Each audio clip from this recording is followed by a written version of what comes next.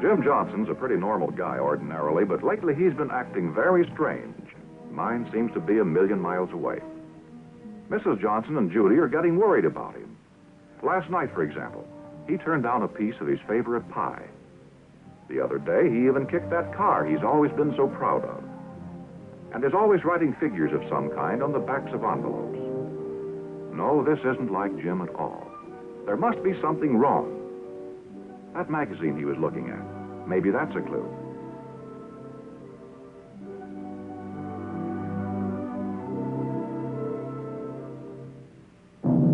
Yes, that's the answer. Surprised you didn't guess, aren't you? Well, there's only one thing to do. Only one cure. And Mrs. Johnson is wise enough to know it.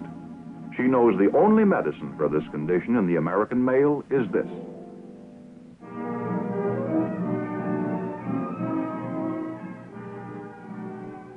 The gleam of new chrome, the sparkle of new paint, and that wonderful perfume that only comes from a new car.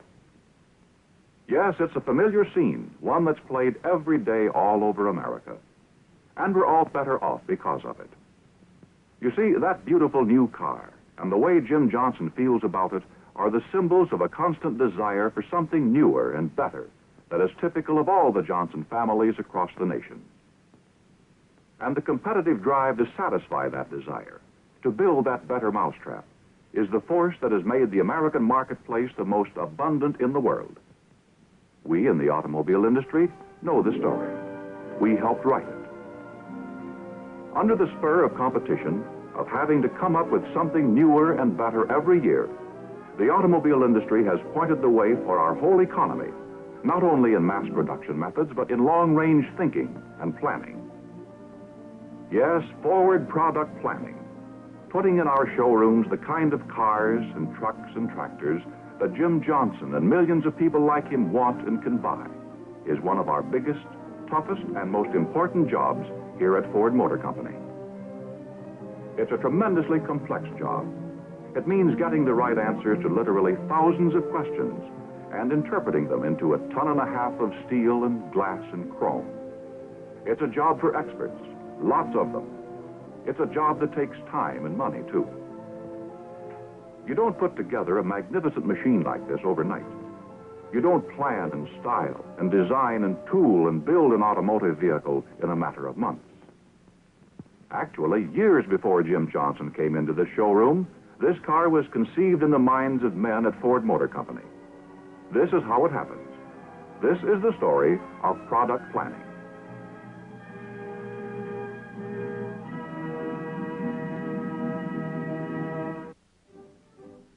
Specifically, starting to develop the basic objectives for the advanced vehicle is the job of product planning personnel in the divisions.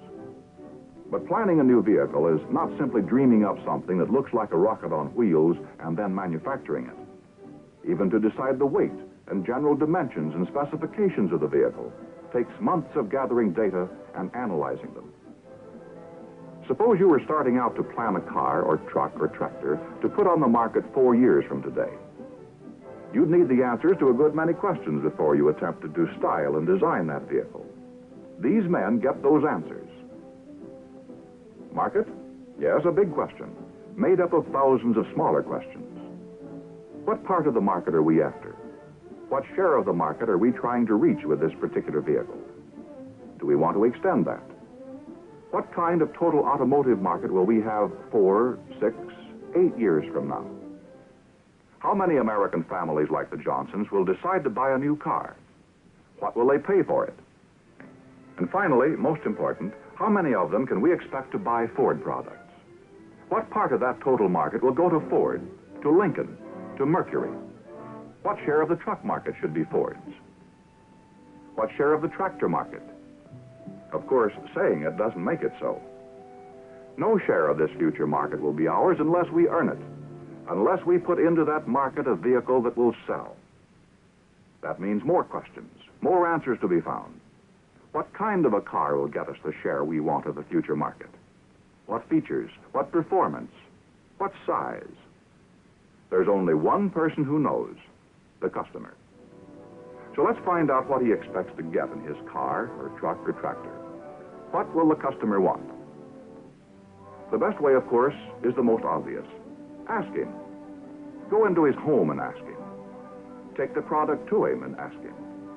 Talk to him on the telephone and ask him. Visit him on the job and ask him. Send him a questionnaire and ask him. What does the dealer council say? The dealer councils, elected representatives of Ford or Lincoln Mercury dealers all over America, meet with product and sales people regularly to discuss our products. They get the answers where it counts most, on the sales floor, where the difference between success and failure is the customer's reaction to the car or truck or tractor we have produced. The dealer councils tell us how our present models are being accepted, where improvements might be made, what features the customer is interested in, what kind of performance he expects. And now the product division is ready for the big day. Gentlemen, our division would like to present today our proposed program for the Ford car line to be introduced in 50. Now it's up to the product planning committee. Is this the vehicle we want to offer to the public in 1950X? Here in this meeting, a decision will be made, a direction taken. Changes will be made, certainly, suggestions offered. But for all practical purposes, here will be decided what the car or truck or tractor of 3 years from now will be. And the amazing part of it is this: not a single line has been styled, not a single model has been made. No one knows at this moment of decision what this vehicle will look like. When the vehicle program has been approved, it becomes the job of our engineering staff to fill in the skeleton of the package with steel and chrome and fabric and rubber and glass. Now actual styling and design can start. From the stockpile of ideas and concepts and shapes, from the creative minds of Ford stylists and engineers, from the developmental programs constantly in progress, our future vehicle begins to take shape around the package. Package dimensions are translated into styling trends, lines and forms and contours, both functional and pleasing to the eye. From hundreds of sketches, dozens of ideas are rendered from which the product planning committee, with recommendations by the vehicle division, will choose a styling direction.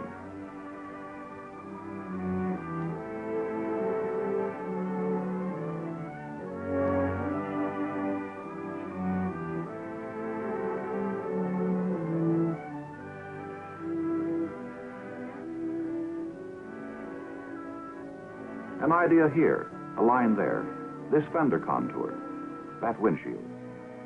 A seating butt, the interior dimensions interpreted physically. Comfort, convenience, roominess made certain. Visibility and safety checked out.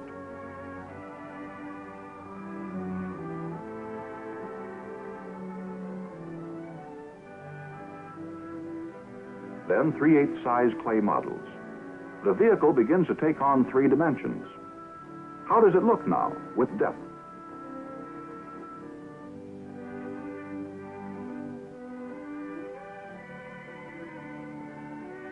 At the same time, intensive work going on in development and design of vehicle components.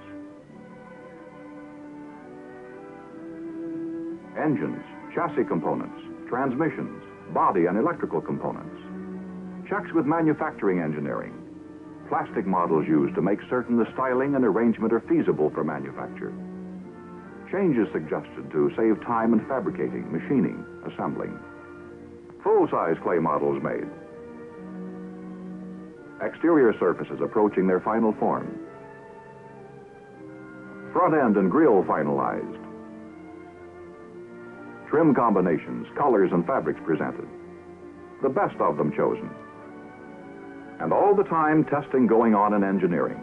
Thousands of hours in the laboratory, thousands of miles on the road, performance and durability and safety tests for every basic component. The months are flying by now. The introductory dates are getting closer. We're fighting time every step of the way, time and cost. And regular reports are being made to the committee on the progress of the program. In engineering, they're starting to put together the prototypes of the vehicle. Handmade jobs from the bottom up. Then more testing, more modification and improvement.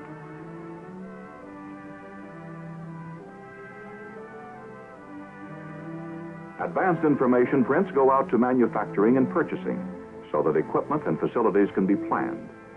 Sources lined up for tools and dies and purchased materials. And finally, we've reached the end. The program, started more than 4 years before, reaches its culmination. We're ready to roll job number 1 off our assembly lines.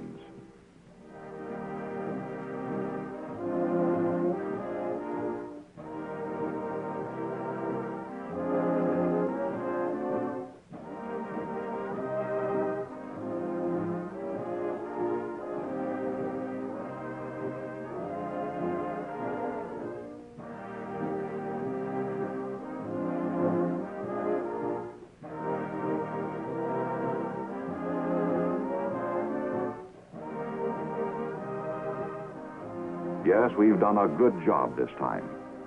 We've styled and designed and built the car that Jim Johnson and thousands like him wanted. But we don't stop there. We can't. If you stand still in this business, you go backward. We're already developing our objectives for the vehicle he'll want 4 years from now, determining package dimensions and specifications for the car he'll buy 3 years from now, finalizing the styling he'll admire 2 years from now. And the car he'll drive next year is already being tooled up and prototypes are being tested. It never stops.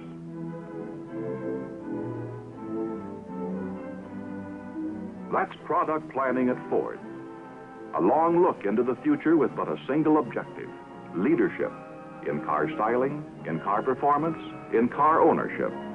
And always better tomorrow on the American road.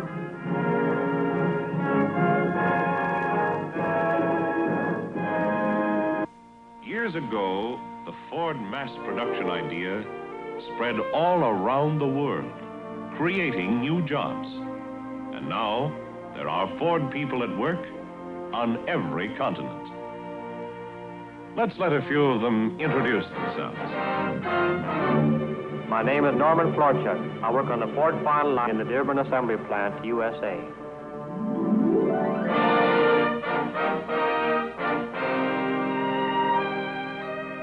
My name is Dennis Wetherill. I work on the final assembly of the Ford Motor Works, Dingenham, England.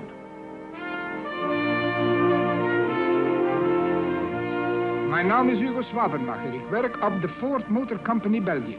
En het is hier het einde van de assembly line.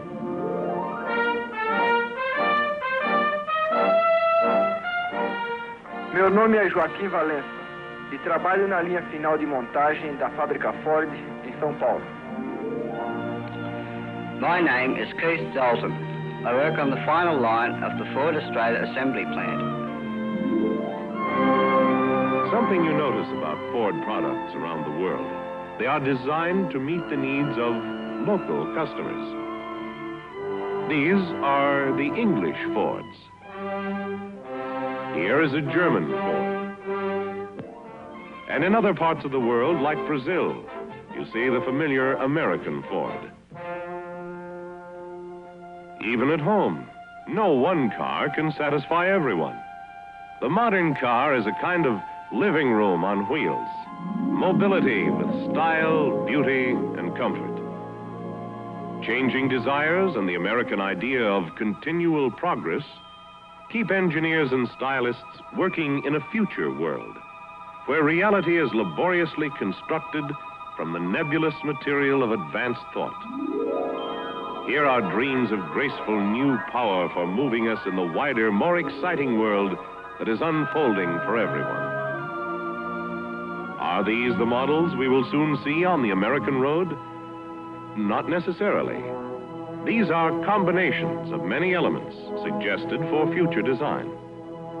The elements are developed part by Ford people who work with tangible dreams of line, design, color, fabric, and detail, as well as sculptured metal.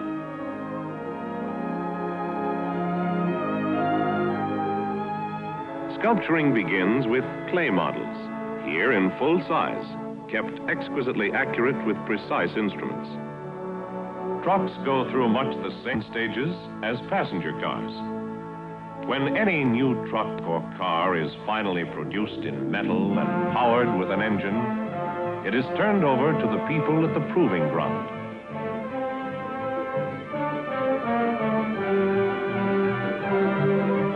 men are the first riders the new models ever had. Test drivers and engineers, whose job it is to find out how cars will perform under any and all driving conditions, and how to bring about peak performance for future owners.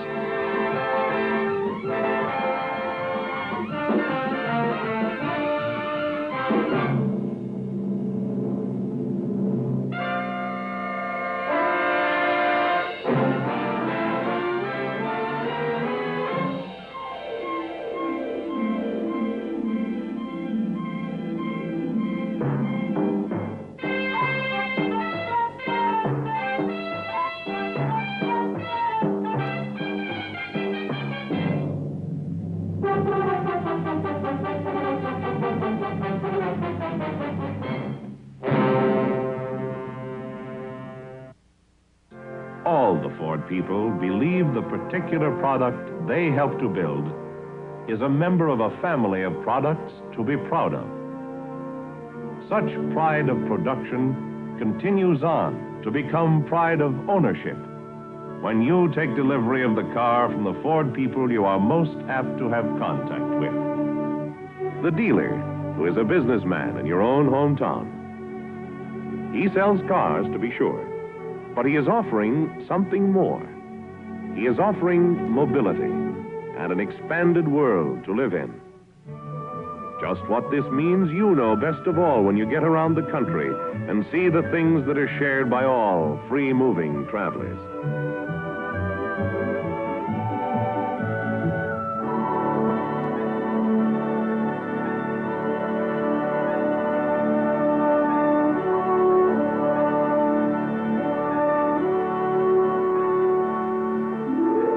Ford people themselves have provided a tourist attraction that is one of the most popular in the country.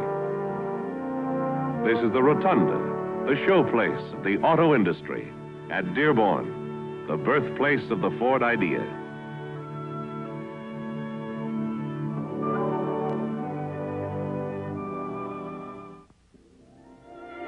Sometimes we look back to go ahead. Only a decade or so ago, there was a car that gained such wide acceptance that it became a classic in its own time. When the Ford people were ready to produce a new kind of car of tomorrow that was conceived to be the finest in the world, it had an enviable reputation before it was born, because they called it the Continental. Great new engineering, power and construction were worked out.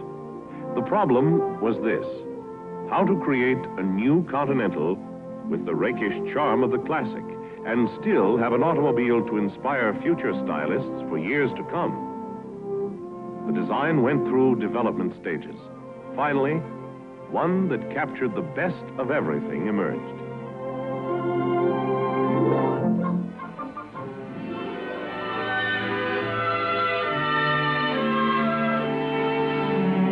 (16,400 Michigan Avenue.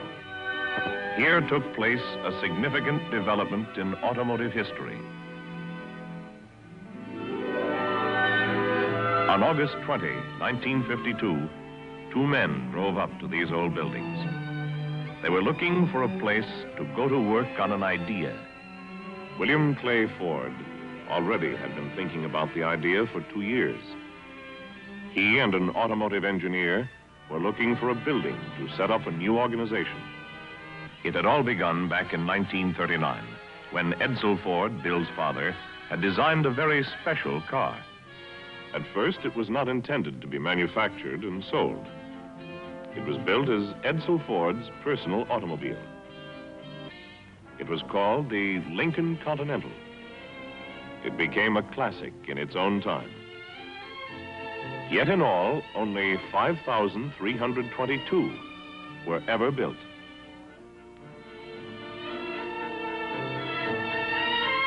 With the tremendous demand for volume-produced automobiles after World War II, manufacture of the Continental was suspended in 1948. But it never really passed from the scene. Even fan clubs of Lincoln Continental owners were organized, and people kept asking, when are they going to start making the Continental again? Now, in 1952, the work was actually underway in the gymnasium of the old schoolhouse. There were many questions. How should this car look? Should it resemble the old Continental? Or should it be a wholly new conception? 2 points were clear. It must recapture the crisp styling of the old Continental. It must take its place at the head of an established family of fine cars. Into this new frame, a special passenger compartment was engineered with a new low roofline, but with the same amount of room inside. But when they finished this basic engineering, they had only begun. Now, they had to style it, design a new shape into which this engineering package would fit. Bill Ford had a broad styling concept, which he called modern formal. There was still more than a year ahead of exploring on this alone. Sometimes they thought they had it.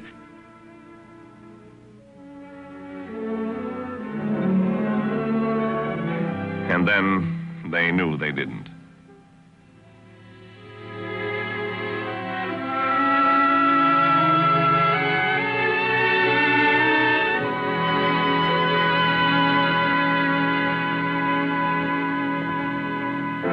Bring the finest car in the world didn't come overnight.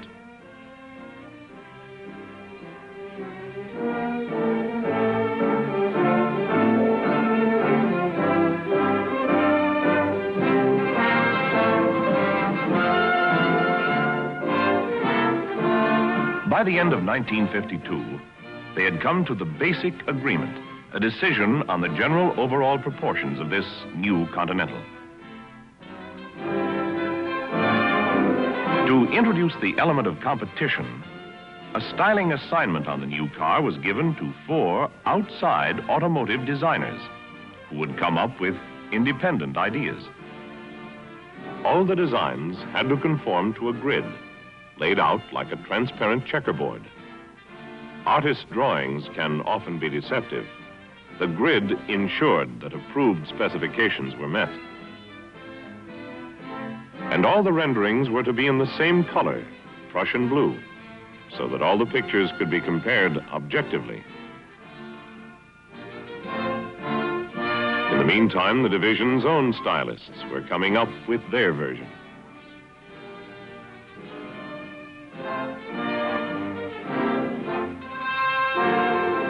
It would be a fair and open competition.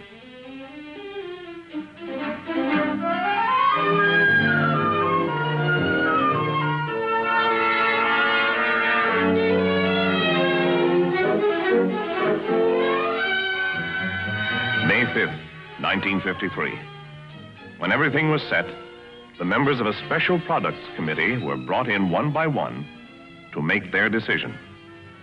Each was to choose by number the design he thought was the right one.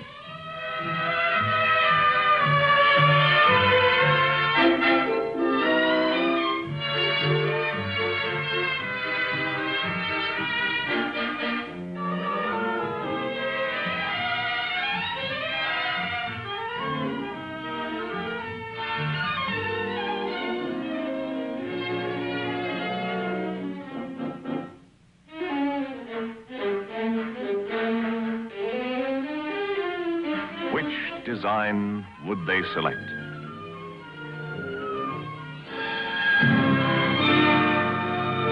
It was a great moment for Bill Ford's group when the results were in. The design they had created was the final choice. This was the one management decided to bet on. It was a multi-million-dollar gamble. But was this to be the Continental of tomorrow? Not by quite a bit, but it was a solid beginning. At the old school buildings, there was still plenty of midnight oil to be burned before the design would be completed. But now they could at least begin to think ahead to the problems of manufacture, of tooling and production. There were new questions now, questions on construction of a plant in which to build this car on a virtually custom basis. That planning could now get underway, while further refinements of design were plotted, sketched out, discarded, or adopted.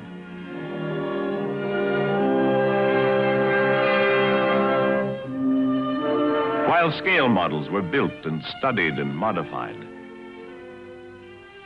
while full-size clay and plaster Continentals were shaped and reshaped to achieve what the engineers and stylists wanted. September 29, 1953. It was as a plaster car that the new Continental received final approval. But a mock-up like this is really only a kind of three-dimensional picture. No one drive it and see it the way it would really come to life, in motion. Based on what was decided about it in lifeless plaster, a copy in metal was the final step. This meant more months of planning and detail work.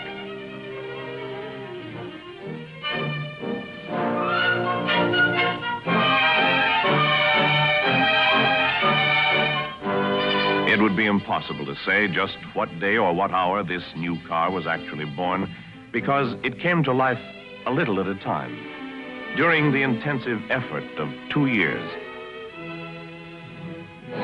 But as good a day as any was December 24, 1954, the day before Christmas.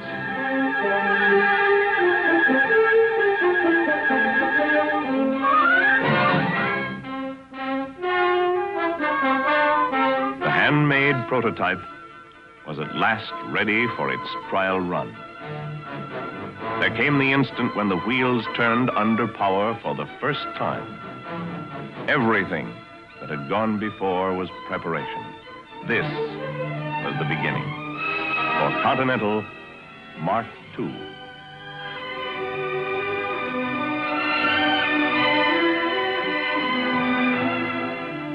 Of course, there was a tremendous amount of work to do yet before it could be manufactured on an assembly line. It would have to go through a complete and tough test pattern.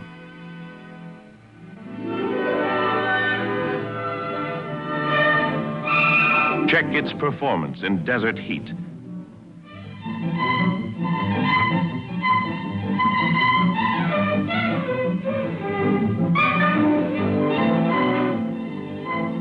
And under winter conditions that were more severe than any place on Earth.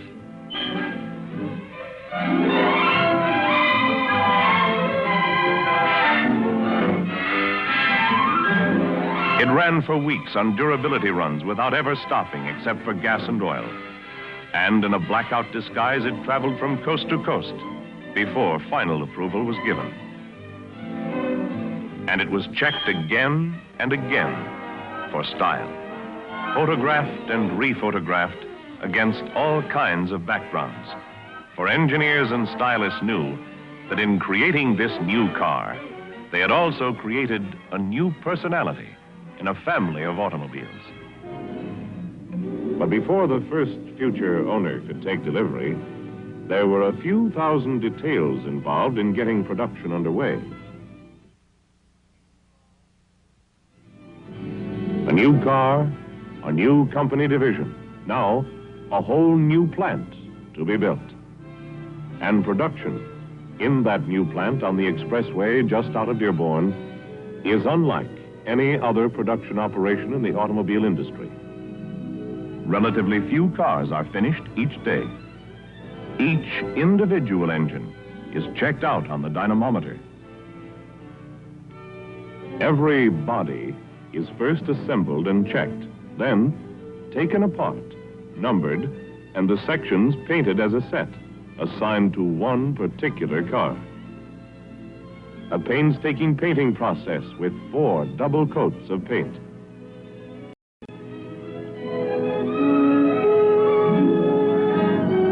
Each double coat is sanded and baked before the next is applied. Wheel covers are hand assembled rather than welded, producing a superior chrome finish. Higher standards in plating techniques were set to provide a chrome trim that would last unblemished for years. Hand-fitted leather goes into interiors of every car. Not just the prototypes, but every Continental made goes out for a severe road test. And the results of the test will be checked down to the performance of every bolt. So this is the way it happened. Over a period of more than 4 years, the concept of modern formal styling came to life, growing from rough designers, engineers, and stylist sketches to a specially designed plant. And with it, new products, new jobs, carrying on a tradition of progress. And here, tradition is brought forward ready for tomorrow.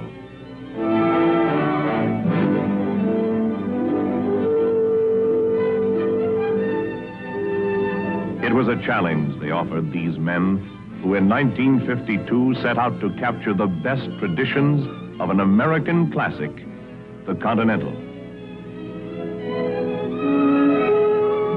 And today, they find tomorrow is still ahead of them.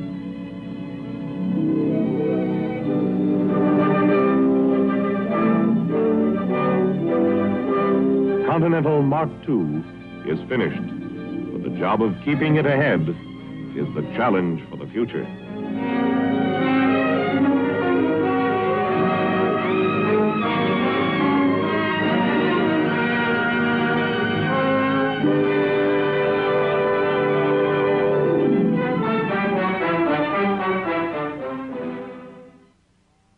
Now, you're going to see the car they all said couldn't be built. All except the folks at Ford, that is. Here, making its first appearance on the Ford show, is the new Ford Skyliner, the world's only hideaway hardtop.